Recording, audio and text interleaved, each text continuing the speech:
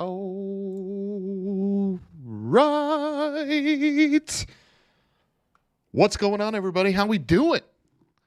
Thanasi over here for the Money Shift podcast. I'm fucking with my camera all about trying to make this shit look right, so I apologize. You guys are heads probably bouncing up and down. Anyway, we got a good one for you guys today. I'm actually really excited. We're talking about the best of 2020. And I know what you guys are thinking, Thanasi, it's fucking 2021.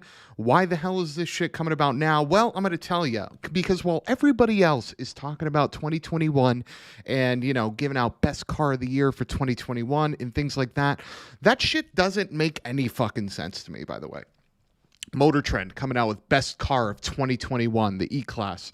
Car and Driver coming out with best car of the year for 2021. I never understood that concept. Like, we literally just started the year. How could we already set the tone for a car of the year for 2021? So in fact, we're actually going to reverse this. We're going to say best car of 2020. What were the vehicles that made 2020 bearable?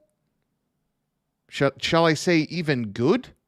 Good? Yeah, I don't know if good is maybe too strong, but we'll see. Anyway, so the cars that we have to talk about today are, we're going to be talking about best brand of the year, best overall car of the year, best daily, best performance car, and then worst. There's a lot of worst, and we'll get to that later.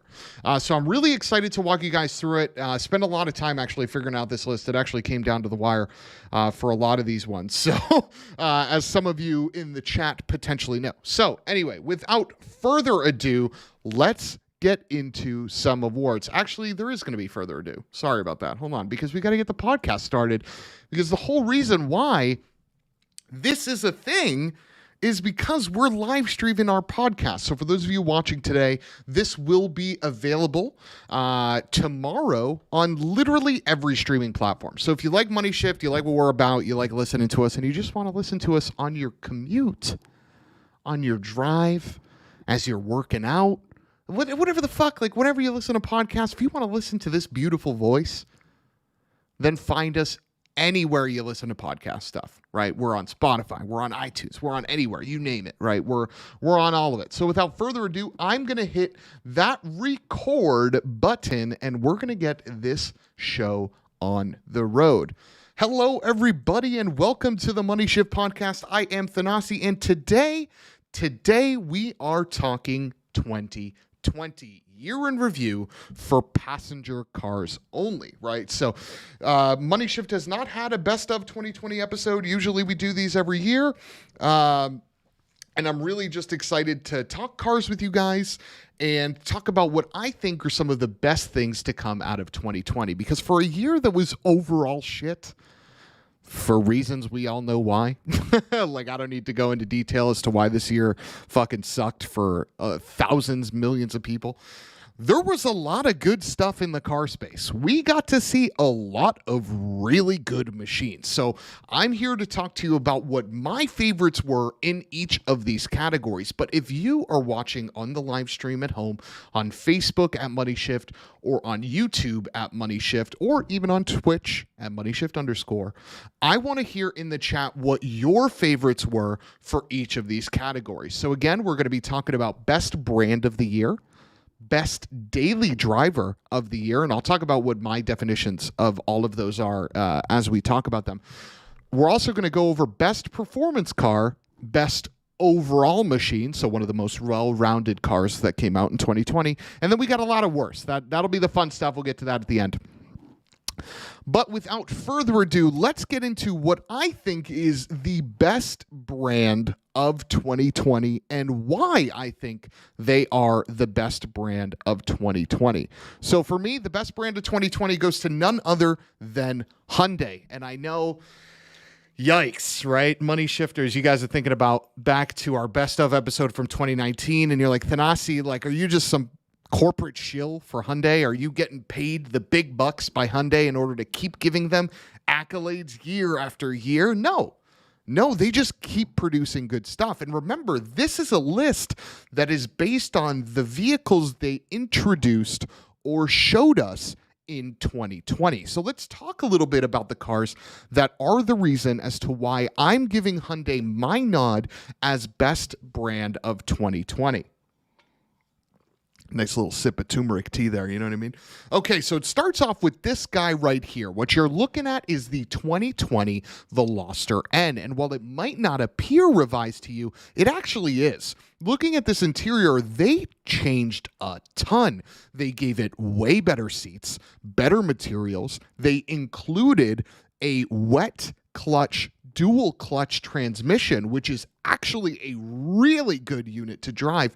And they nixed the non-performance pack, which means all Veloster Ns now come with 275 horsepower, the limited slip differential, the big brakes. Every Veloster N going forward is a performance pack car, but obviously the biggest changes are right here with this heavily revised interior. And what they did was really just separate this car from the Civic Si and really tried to give cars like the Civic Type R something more to worry about, because as the Civic Type R keeps getting more and more expensive, right? That car now MSRPs for somewhere in 37, 38 range.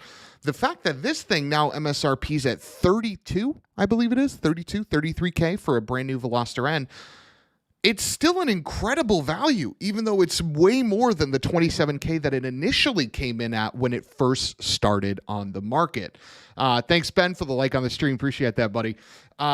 So for Hyundai to continue to revise this car, even though they increased the price from 27 to 33, because the Civic Type R also increased from 34 to 38, it's still an incredible value. Car number one. Car number two, the Sonata. Overall, right? So not only is the Sonata Hybrid one of the better hybrids in the segment, and the regular Sonata given the Accord a run for its money, it truly is 50-50 in my book as to which one you go for in that segment. I would base it purely on looks.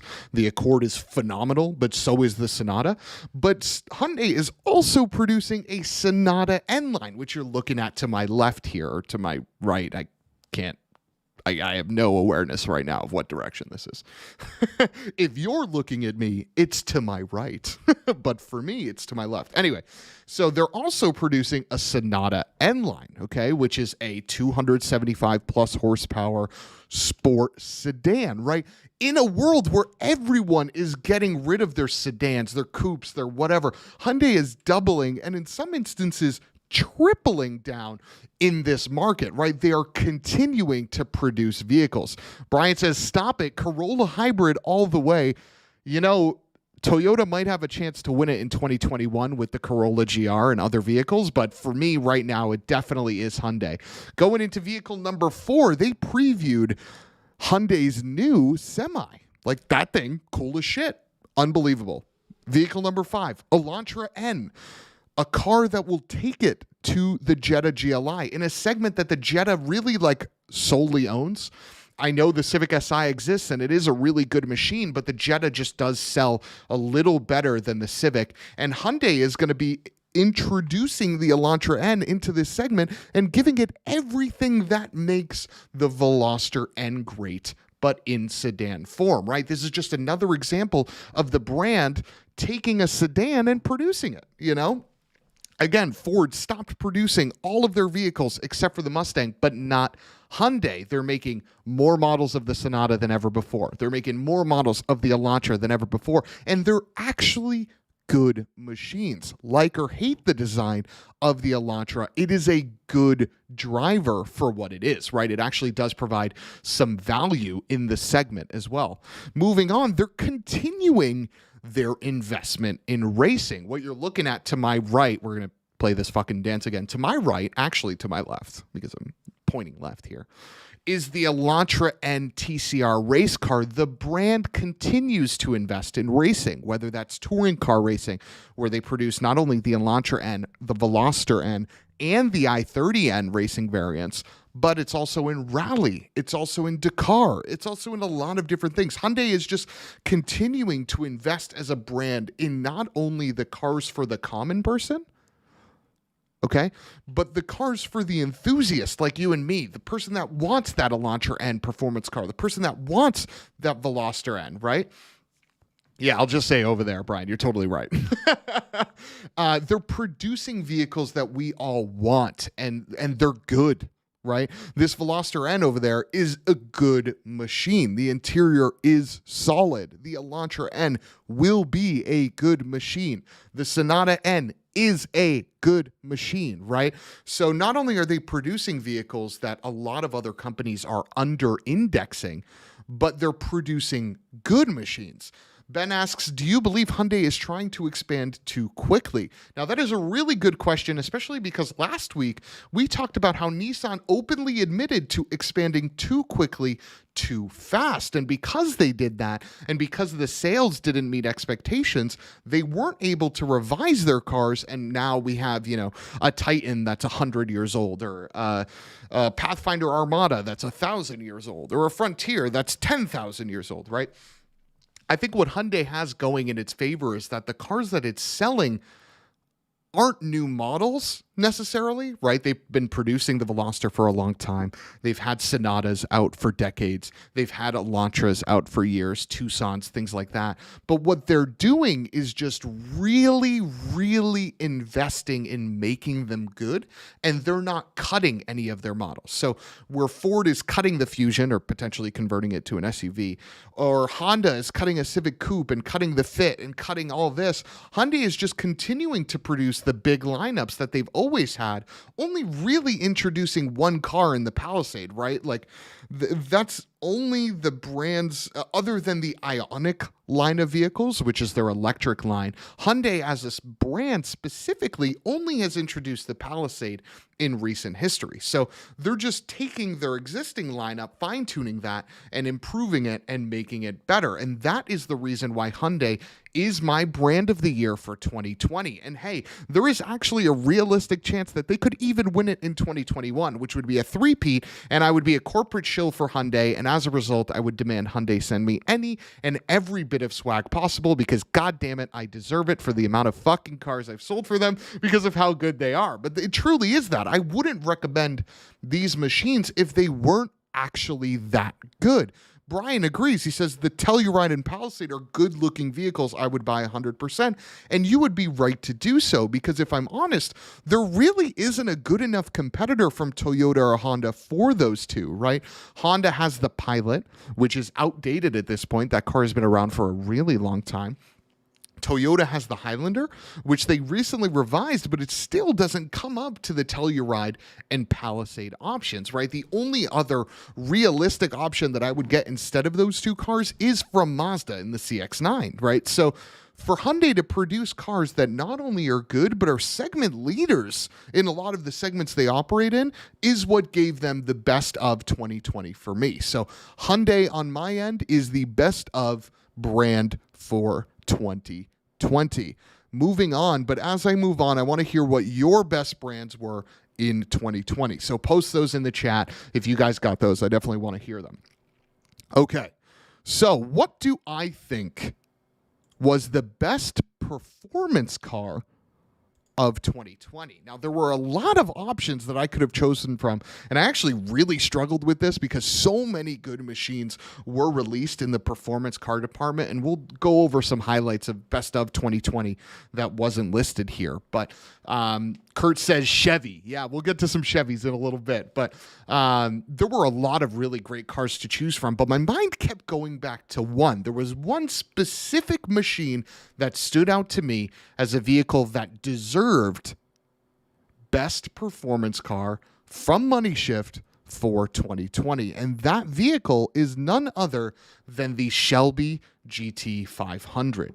Now, for those of you that don't know what this is, let me give you a quick overview. The Shelby GT500 is a 760 horsepower, 5.2 liter V8 that revs all the way to 7,500. Okay. It's got a 7-speed dual clutch from Tremec. It was Tremec's first dual clutch transmission, and it is exceptional in the Mustang GT500. And it is engineered not only for performance on track, but performance everywhere. Like literally everywhere. Straight line, track, this thing can drift, like literally whatever you want to do, aside from go off-road. This thing has zero performance off-road. This car can do it. 0 to 60, 3.6 seconds. 11-second quarter mile stock. Some people have even done under 10, right? So this thing is absolutely incredible. And you're getting into one of these for under $100,000 or just at that 100K mark if you opt for the carbon fiber track package. So not only are you having a machine that does 0 to 60 in 3.6 seconds for well under $100,000, but you have a machine that can take 80% of the cars on the road stock for stock, right? I mean, there's not many things out there that can do 0 to 60 sub 4 seconds, especially cars that are under 100K, you know? And the fact that they went dual clutch right from the jump, you know, shows their investment to really try to make this thing right in terms of an all-out world beater. And I couldn't be thankful enough that this thing exists. Excuse me. I know it meant that the GT350 and the GT350R had to go away and die, and those are amazing vehicles that will live on forever as amazing vehicles, and I'm sure that in 10, 15 years, a well-maintained GT350R with under 50K will go for stupid money. But the fact of the matter is the GT500 is a fantastic successor to those cars. It has everything, all the intangibles really needed to be the best performance car of the year. So I'm really jazzed that Mustang produced this car. I'm really jazzed that Ford continues to invest in the Mustang. I'm really jazzed that we're able to potentially own a 760 horsepower car with a warranty that can go around track pretty easily. For example, this car pulls sub 1 minute at Buttonwillow, right? And for those of you that follow GTA, which is Global Time Attack, sub 1 minute is incredible at Buttonwillow. So, yeah, this thing is a scorcher. I'm really, I was floored when this car came out, right?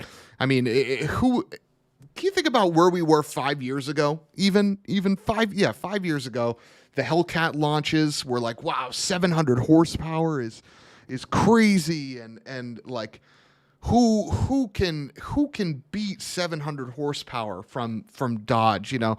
And then Ford a couple years later, 760 horsepower. If we saw these numbers 10 years ago, we probably would have had a seizure. Okay? If 2010 and before someone was like, hey, a Ford Mustang is going to exist in 2020 that not only has over 700 horsepower, but can put it to the ground and can turn, I would have called bullshit right on the front. Jill says Tesla can beat it in a straight line. You are totally right, up to a certain speed. That horsepower definitely would come into play past that quarter mile mark, and the GT500 would eat the Tesla for lunch in the long term. But yeah, so for Performance Car of the Year for 2020, MoneyShift selects the Ford Shelby GT500. So I'm super excited about that. This was probably one of the hardest ones for me to pick, if I'm being completely honest. But next for me, the next class, actually, yeah, it was just as hard. These were all really, really hard just because of the sheer amount of good cars that existed in 2020. But the next car for me was Best Daily Driver. And before I get into this, I really want to talk about what I mean when I say daily driver, okay?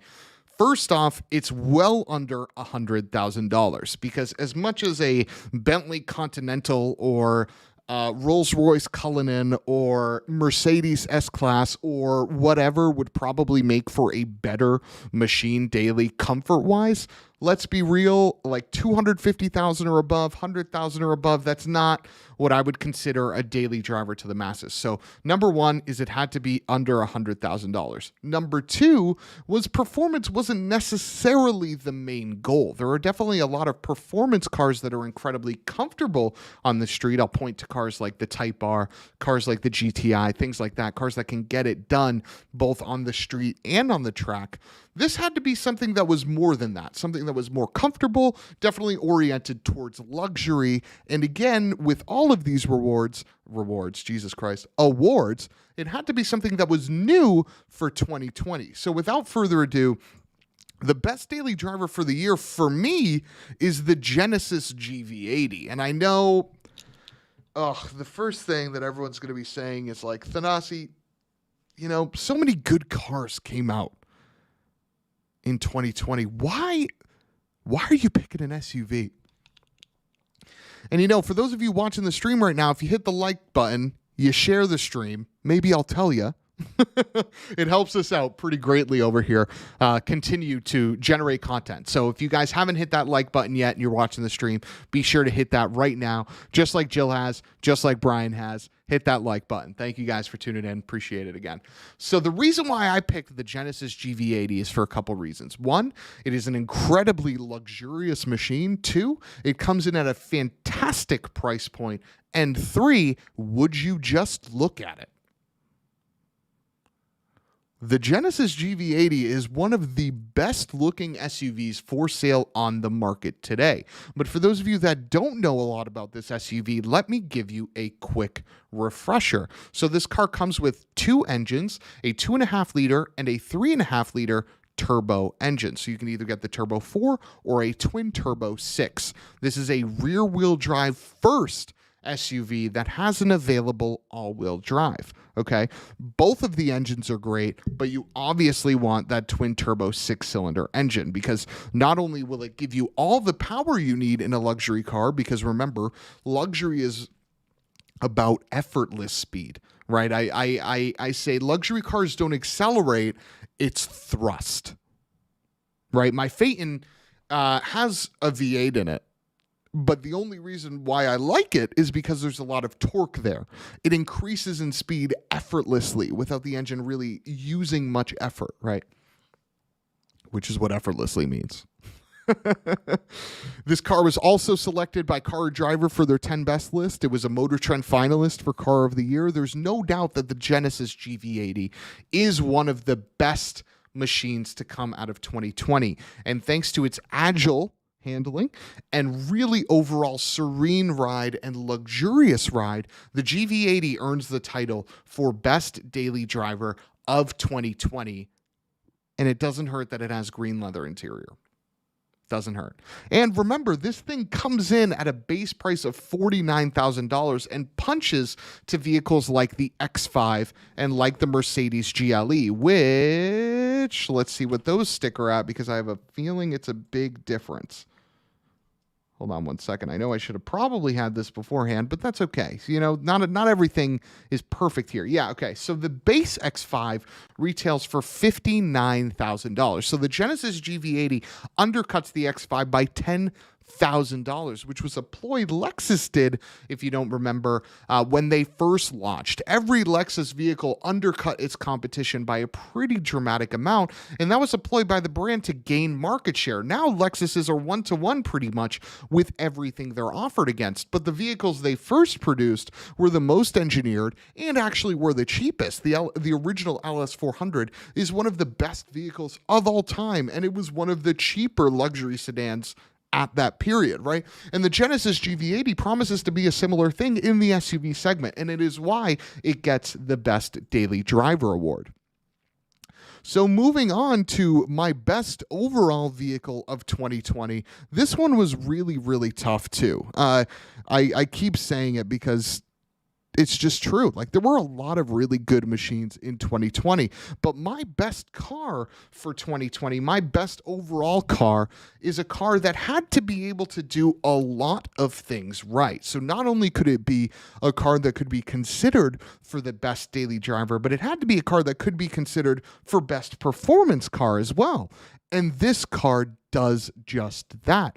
The best overall car for 2020 is the 2020 911, which is the 992 generation. And I'm actually giving this award to the entire range of 911. So there isn't one model that is excluded. And the reason for that is because it's so versatile. Now, Jill commented earlier in the stream, she said, hey, the Tesla can beat that Mustang GT500 in a straight line. And she was right. But do you know what it can't beat?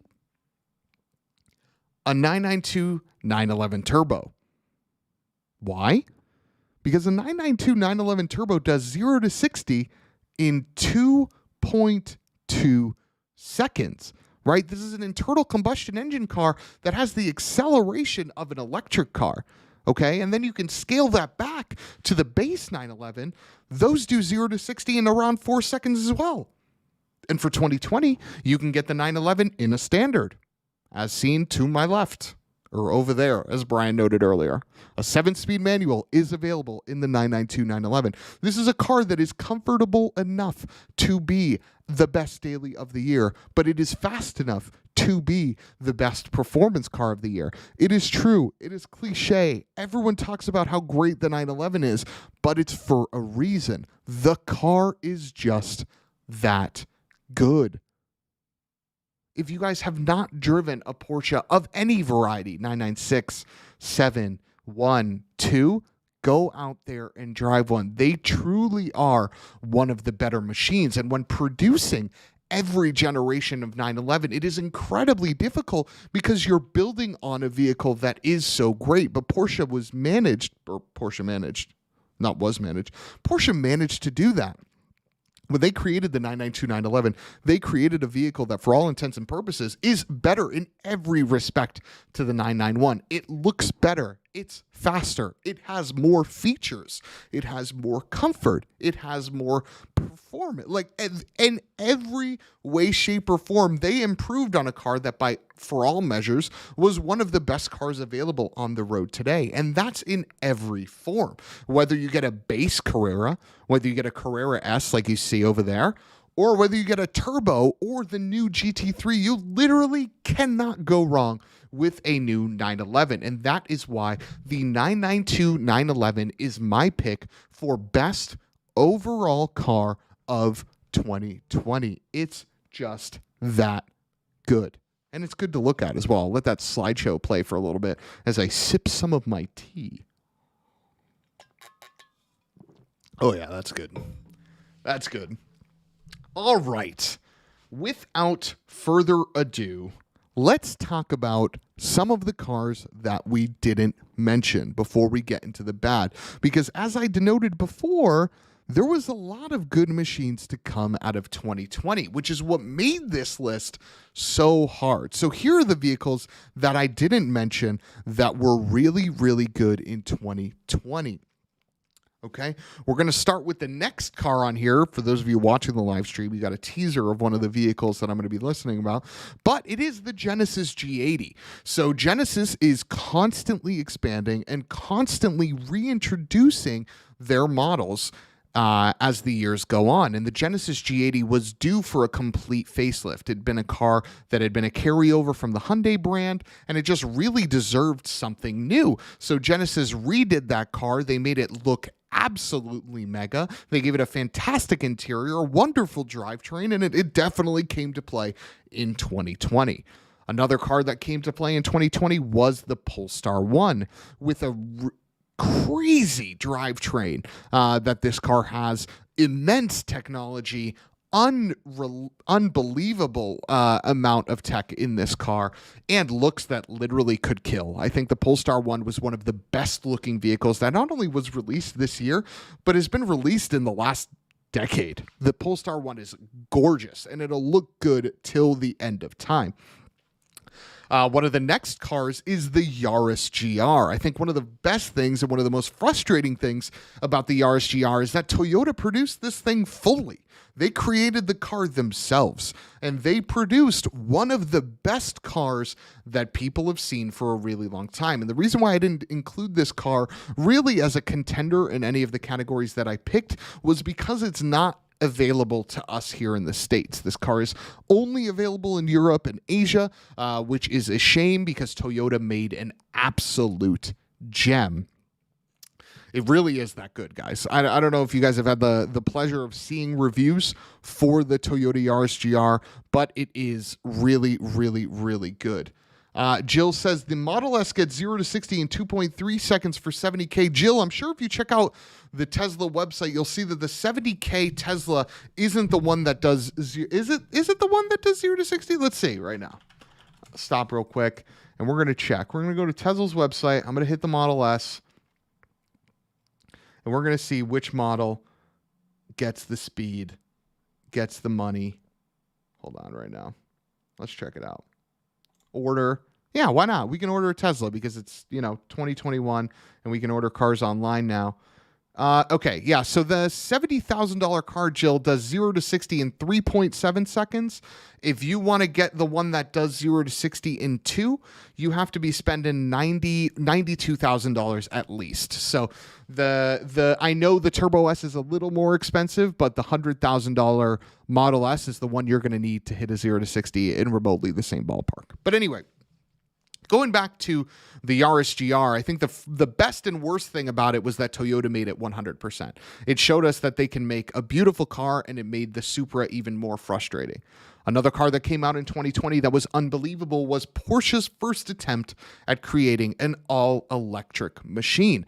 Porsche created the Taycan, which was their rival to the Model S, and while it did not have the range of the Model S, what it did have was better build quality and better driving feel. The Tesla Model S is the faster car in the straight line, there's no doubt about it, and has longer range than the Taycan. But what the Taycan has is a well-constructed interior, fantastic quality control, and an unbelievable driving experience thanks to parts that were shared from other vehicles. I mean, it has the brand new 992 911 steering rack, so it has a very similar steering feel than the 911, which is a pretty incredible steering feel experience, if I do say so myself. Another vehicle that came out in 2020 that was pretty awesome was the brand new Land Rover Defender and Ford Bronco. I'm going to group these cars together because they operate in a similar segment. The reason why both of these cars are included in the best of 2020 is because they are the best. I mean, the Defender is an incredibly capable machine. It's incredibly luxurious. It's priced really well, and it brings the iconic design of the Defender to the States for the first time. And I'm really looking forward to seeing more Defender 90s, which is the two-door variant, on the streets in 2021. And the Ford Bronco is a similar story. That was the biggest launch of 2020 by far. The day the Bronco launched, it broke the internet for not only just a day, but for that week and for that month. Everybody was trying to figure out how they could get a Bronco quick, what the best spec was. Holy cow, Bronco's offering a Sasquatch package, which has 33s from the factory. That's crazy, right? They're offering all of these things, and they're doing it for less than the Jeep Wrangler. And that actually sent Jeep into a tizzy, right? Ford launching the Bronco provoked Jeep to not only produce a Wrangler with a V8 in it, but it also prompted Jeep to release their 4x2E, I think they're calling it, or 4x4E, the plug-in hybrid variant of the Wrangler, right? We've talked about this on the past, but competition is truly amazing in bringing out the best in its competitors, right? Without other electric car companies existing, Tesla had no incentive to get to 400 miles of range with their Model S. Without the Bronco existing, why does Jeep have to produce more Wranglers and more Wrangler variants than it already does? It doesn't, But because the Defender existed, but because the Bronco's existing, they have to step up their game. So we get a V8 Wrangler. We get a plug-in Wrangler, right? This is the benefits that we get with competition. And that is why you should always want more cars in the segment that your favorite vehicle competes in. If you're a big Audi fan, you should want the 3 Series to be better than ever. You should want the X3 to be better than ever, because then that makes the Q5, then that makes the A4 even better, right? Because it gives them a better benchmark. If a car has no competition, or if the competition isn't good, there's no incentive for your brand to produce a better machine. There just isn't any. And it wouldn't be a best of 2020 segment if we didn't talk about the Ram TRX. Dodge. They cannot produce, oh my gosh, Dodge blows my mind. They can't produce a regular car to save their lives, right? In any of the segments. Chrysler, Ram, Dodge, whatever. The only good passenger car, like I'm talking stock-based variant, out of those brands is the Pacifica. That's it. The Journey sucks. The Charger's just okay in stock form. It's very old at this point. 300, same thing. The Challenger sucks as a stock V6 car. All of these machines suck, but what they're incredible at is producing performance vehicles. And if you look over there, you see the Ram TRX in all its glory. They shoved a Hellcat engine in a Ram. And not only did they do that, but they made this thing do 0 to 60 in 4.5 seconds thanks to launch control. They made this thing have the ability to jump. It just kicks the Raptor's ass in every sense. But again, like we just talked about with competition in the Jeep, Raptor fans should be rejoicing because now Dodge has set the mark for what the next Raptor has to be, right? The next Raptor has to be as good as the current TRX. But if the TRX didn't exist, then there'd be no incentive for Ford to really make the Raptor that much faster than it already is, right? So that's a real wrap-up of some of the best cars to come out in 2020. As shitty of a year as it was for a lot of us, well, for all of us, quite frankly, dealing with the pandemic and a bunch of other things, potential job loss, the economy, and things like that, automakers came to play, and they produced a lot of really, really great cars. And this list just samples some of them. There's even more out there that I didn't touch on. There's brands that we didn't go over. And there's more to come. There's more exciting stuff in 2021. Like Brian talked about earlier with the Corolla. There's a GR Corolla coming to the States next year. I'm excited. The CA Corvette is going to have more variants next year. A Z06, potentially a ZR1. I'm excited for those, right? There's a lot of cars coming in 2021 that are really, really exciting. And you know, it's just going to keep picking up steam from 2020. We had a good car year in 2020. We're potentially going to have an even better one in 2021. But as with trophies here on Money Shift, we not only give out trophies for best of, we give out trophies for worst of. And one brand swept. They won every worst of trophy that we offer here at Money Shift. So to remind you guys as to what the worst of awards were, we had worst brand, we have worst overall vehicle, we have worst reveal, and we have worst marketing efforts. So this really is just the Catalina wine mixer for things you don't want to fuck up, but they fucked up. You guys got any guesses as to who I'm thinking of with this? Who's the brand and what are the cars that fill out worst of in every category?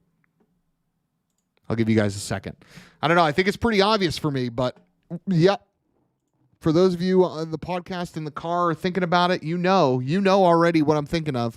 I'm thinking of BMW. BMW sweeps for a first in Money Shift history. They sweep every single award for worst of. Now let's go into why they sweep every award in worst of. First, we're going to start with worst design and worst overall vehicle of 2020. And that, my friends, without any weight, is this bastard of a machine right here. The BMW 2 Series Grand Coupe wins worst machine in 2020 because BMW tried to do a couple things here that they completely fucked up. One, they tried to produce a cheaper machine than a 3 Series to give to open up another market, right? But they failed at that because the all-wheel drive version of the 2 Series Grand Coupe is priced within $2,000 of a base 3 Series. So fail number one. Fail number two, BMW is now a front-wheel drive car maker. This 2 Series now exists in base form as a front-wheel drive sedan. There it is. Fail number three, look at the thing. It could not be any uglier. And if you head over to the Money Shift YouTube page, I actually reviewed a 228 Grand Coupe, and the only things I liked about it were the steering feel and the transmission. Everything else sucked. The suspension, the ride quality, which is partly the suspension, the noise that you would hear on the highway, the sound system, the infotainment, the look, the blind spots. Literally, this car could not get any worse. So congratulations, BMW, on winning Worst Car of 2020 with every model of the 2 Series Grand Coupe. Moving on to Worst Marketing Campaign, also coincides with Worst Reveal. BMW wins again with the iX SUV. So this is BMW's next car in their i lineup of machines. This is an all-electric SUV, and BMW introduced this in a really controversial, kind of fucked up way. If I do say so myself, they introduced this by trying to be like, look at all the haters. We're BMW. We transcend style. We transcend fashion. We are the pinnacle. And they released a video that had quotes like, can't you make electric cars look normal? Like, effectively, it was just a video that included a bunch of hater comments and BMW being like, nah, fuck you. Look at this dope-ass fucking thing we made. This is the BMW iX. This thing is so sick. But it was just a big fail because the car's uglier than sin. Right? So when BMW says, can't you make electric cars look like normal? They can't. This car's ugly. And I think I have some photos of it for you guys that are on the stream here. But yeah, there it is. The BMW iX is not a good-looking machine, but they took it one step further, okay? The marketing campaign had a massive faux pas when BMW tweeted out, okay, boomer, and what's your reason not to change? The first ever BMW iX. Oh, man. For those of you that sit around your Thanksgiving table and try to listen to your folks try to be hip with the kids by saying these cool phrases like, okay, boomer, and what's up, fam, and like all that bullshit, you realize that when it's forced, it looks really shitty. And there's nothing worse than when BMW tries to force it by saying, okay, boomer, months after okay, boomer had died. Joe says, I wish they had those 1 Series hot hatches in the States, the 135 Ti that's coming out. Yeah, you're totally right. The 1 Series hatch is rear-wheel drive, bitchin' power plants, looks the part. I wish we got those as well. If only there was a market for hatchbacks in the States. But continuing, the best part about this OK Boomer tweet from BMW was that a couple weeks later, they tweeted out this, and I'm gonna magnify this for those of you that are watching on the stream so you can read it. They said, no matter what age you are, we hear you. We're sorry. It wasn't our intention to insult anyone with, they said this, not me, with meme slang.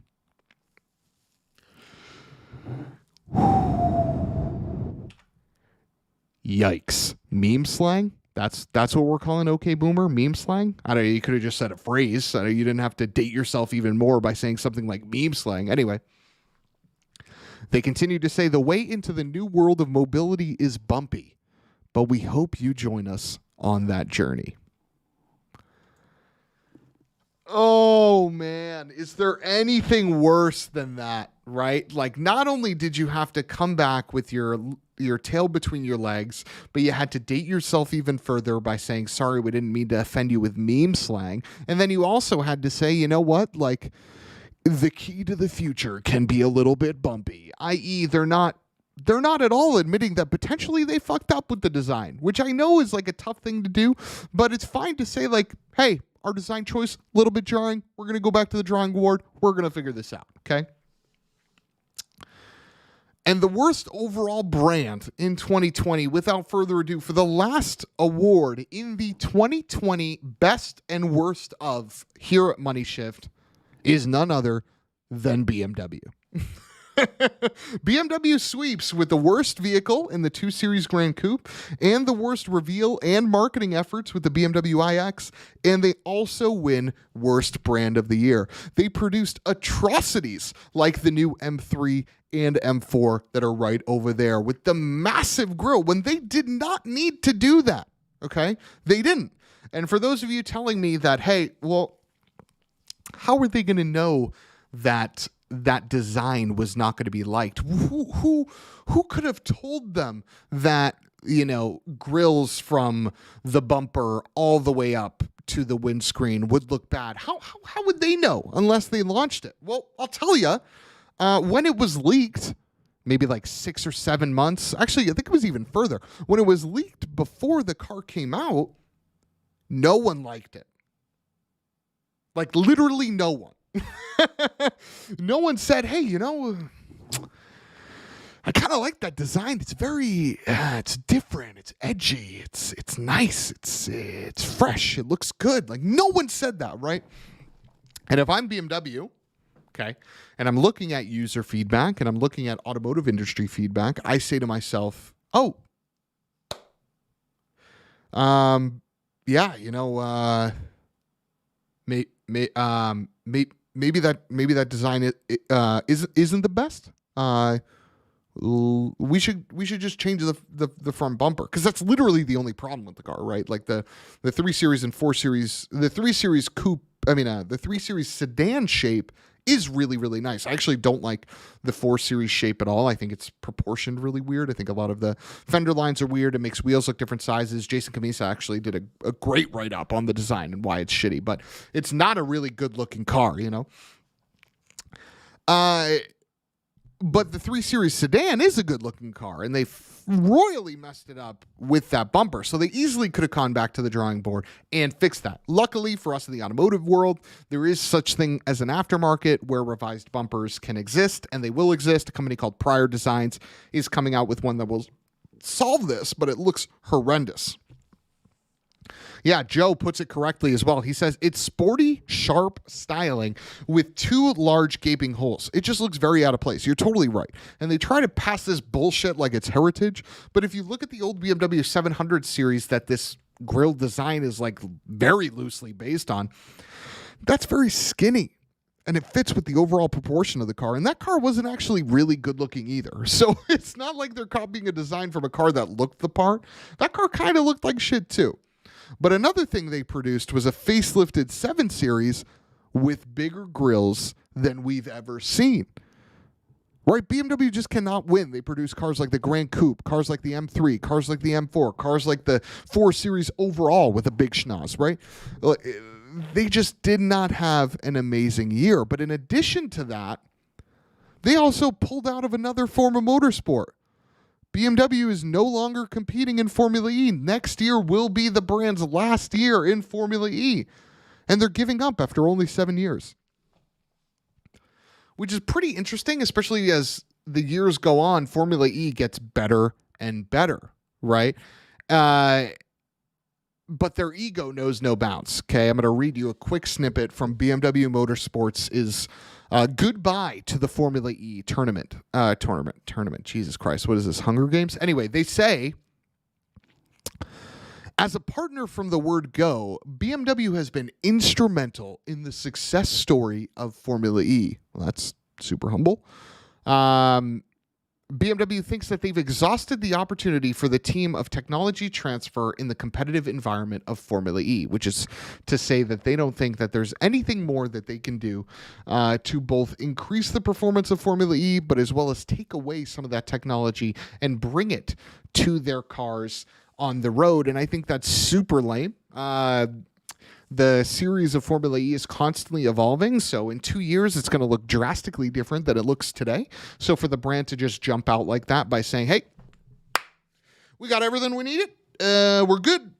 Daps to Formula E, thanks. You're only good because we were in your series, is really, really shitty. So big congratulations all around to BMW. You have managed to win not only one, not only two, but all of the awards in the worst category for MoneyShift's Best of 2020. Ben says, saw that front grille on a 430 coupe the other day and it was hideous. You're totally right, because it's one thing if it just existed on the M variant, right? Then you could say, you know what? Maybe you take that bumper off of a 430 M Sport or something like that. You swap it out with the M car and you're fine. The thing looks normal. But it doesn't. On the 4 Series, it exists on all the models, from peasant to rich spec, right? The car just doesn't look good. And sure, it performs really well. The 440 is incredibly fast. Even the 440 has chops. Like, they're really, really quick cars, and I'm sure they drive fine, but frick, man. Like, fuck. Why am I saying frick? This is this might be a family-friendly show, but, the family can swear a couple times. But part of a good car is how it looks, man. And I know I'm into some ugly shit. Like, I really like the Chevrolet Corvette C8, and I know that car isn't the prettiest looking machine, right? I fully understand that. But it at least looks fine. There's nothing about this that looks good, So big congrats to BMW for sweeping the worst of this year. Hopefully they can retain their crown next year. It doesn't look like there are any signs of the brand giving that up. It seems as though the only two good cars that the brand will be producing going forward are the M5 and the M2 CS.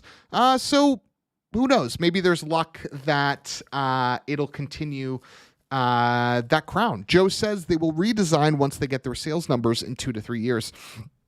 So that's actually something I'm going to be following really closely in 2021 is the storyline of monthly 4 Series sales and comparing it to years past, because I actually don't think it'll affect sales as much as we think it will. I think it turns off people like you and me, but there are actually some people that buy into this, like, I'm going to get something that looks so drastically different that it stands out from a parking lot or something like that. Because as much as I hate to say it, it is a jarring design, right? Like, you won't confuse a 4 Series in a parking lot with a Lexus RC or a C-Class Coupe or something like that. Like, you won't. You just won't. In my view, that doesn't necessarily make it a good thing. Being different just for the sake of being different isn't a good sign. But, I get it. It is what it is, So congratulations to BMW. You win this round. And hopefully you can get them next year. Next year again. So as we close this chapter of the Best of 2020, I want to thank you guys for just overall being absolutely kick-ass over the course of the year. The MoneyShift YouTube channel has grown to over 200 subscribers, which is really, really great. And I'm super appreciative. Like, multiple of the videos have over 1,000 views, and that wouldn't be possible with you guys sharing and talking about MoneyShift content with, any and everybody So huge thank you for that. Facebook page has gotten a bunch of likes, and we're continuing that climb, and the growth on the podcast is getting closer and closer to pre-COVID levels, which is something I really, really appreciate. So I want to thank you guys for keeping that up. The podcast is not over, but I just want to close out 2020 and the best of with a huge thank you. You guys rock. People like Joe in the chat. Thank you, Joe, for those kind words. But yeah, it's like people like you guys that are keeping this chat and this channel consistently growing. I'm really hopeful for 2021. We're going to be doing a lot of things like leveling up our YouTube video and our production quality there. And also, I'm just going to be trying to constantly iterate and change how we do things on the live stream. I want to make this as fun for everyone as it is for me. And potentially we're going to be opening the live stream portion of this up to 2 days a week on Tuesdays and Thursdays or Saturdays. I'm unsure on the second day yet, but we'll probably pop in for a couple hours on one of those days. And we'll just, talk as a car family. I think car talk is one of my favorite things. So getting a bunch of people in chat and talking about car news, but then just talking about car concepts back and forth is something that I really enjoy. I think I've watched a ton of gaming streams in 2020, and one of my favorite things that I like out of the gaming space is the sort of just chatting that a lot of the gaming streamers do, and I don't see why we can't have a similar thing like that over here on the car side of things. So I'm going to close out the podcast, but we're going to keep going on the live stream for a little bit. So thank you again, everyone that is listening on the podcast, for being with us in 2020, and I look forward to producing killer content for you guys in 2021, and hopefully we can get our hands on a bunch of vehicles, and we have a lot of news to talk about going into the new year. So thank you, podcast people, for listening to us in 2020, and I'll see you next year. All right, so let's keep this going for a little bit because I want to talk about what we have coming up on the YouTube side of things. These are things that I'm really, really excited for, and stuff that I hope that you guys are excited for as well. It's like a lot of really, really interesting things. So the first thing on the YouTube channel is some of the cars that we're going to be reviewing and some of the people that we're talking to collaborate with in 2021. The first is none other than Rich Rebuilds, who's like an absolutely badass human. He's local to the MoneyShift page, and he's offered the Sherp and BMW i8 to be reviewed on the MoneyShift channel. So I'm really, really, really excited to find a way to not only bring you guys some MoneyShift Sherp content, but also to just like hang out with Rich from Rich Rebuilds and like really get to drive and be a part of some of his like content, like at all, any way possible. Like I'm super excited to just meet the guy and learn and understand, you know, his channel is unbelievable. So having the ability to leverage his machines for the MoneyShift page is something that I'm incredibly honored for. But in addition to that, we do have some really, really, really exciting cars coming to the MoneyShift YouTube channel. We have a winter review of a Porsche Cayman GT4 coming. There's Spec Miatas coming. There's V60R Polestars, there's Supras, there's so much stuff coming in 2020 on the YouTube channel weekly, and that doesn't even include all the Phaeton content that I know you guys are just itching for. Oh yeah, you hear that? You guys are itching for it. So am I. I'm excited to talk to you guys about how easy the Phaeton actually is to own daily and how wonderful it is. I'm pumped. First video on that car comes out this week. Yeah, V60 Polestar, Joe, exactly. This is not only just any V60 Polestar, this is the last gen. So this isn't the new one, the T8 boy. This is the one right before that. So I'm super excited. And again, if there's anybody in the chat that's willing or that would like to have their car featured on the MoneyShift page, I would be honored. I'm incredibly flexible and I can literally meet almost anywhere. So we got a bunch of cars coming up. I'm super, super excited.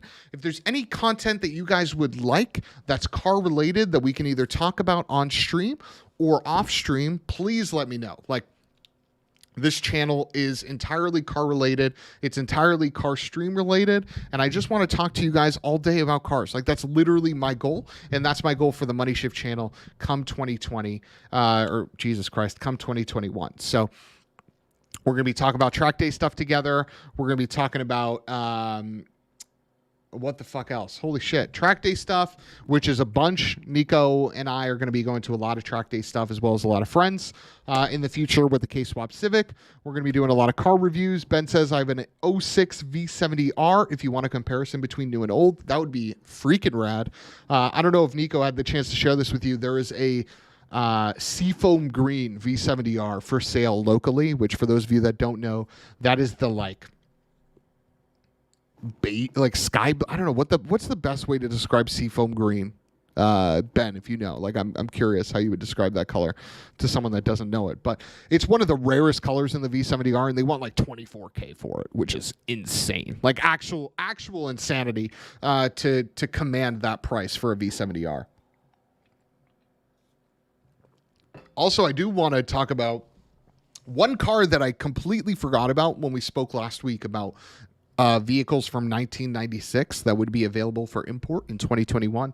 Brad Anderson, you can see him down there, is one of the latest subs to the YouTube channel, noted that the Galant that we spoke about in the 1996 wrap-up came in a wagon variant.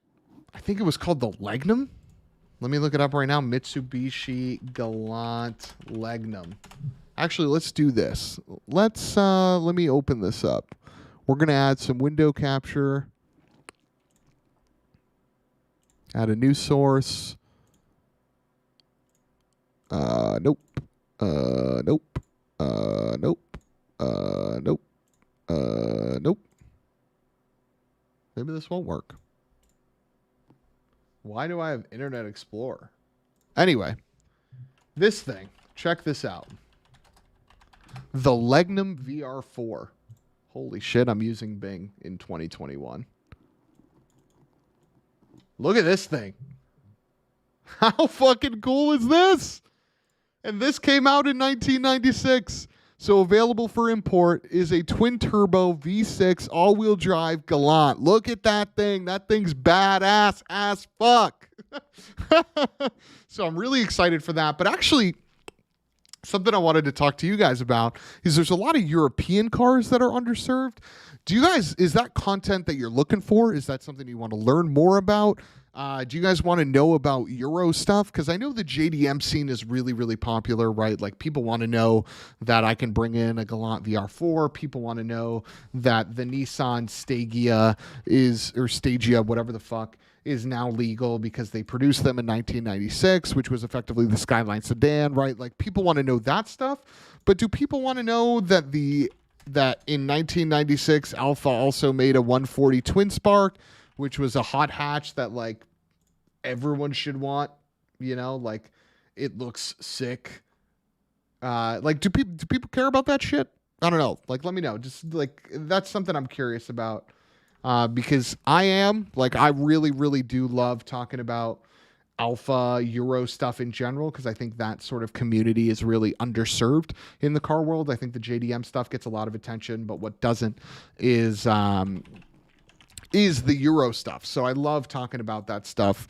It's one of my favorite things. Like, there's so many European cars that are now legal for import, like the Peugeot 105 Rally, which was one of the first hot hatches. It was a fully stripped out, literally rally machine, and it looks fucking cool.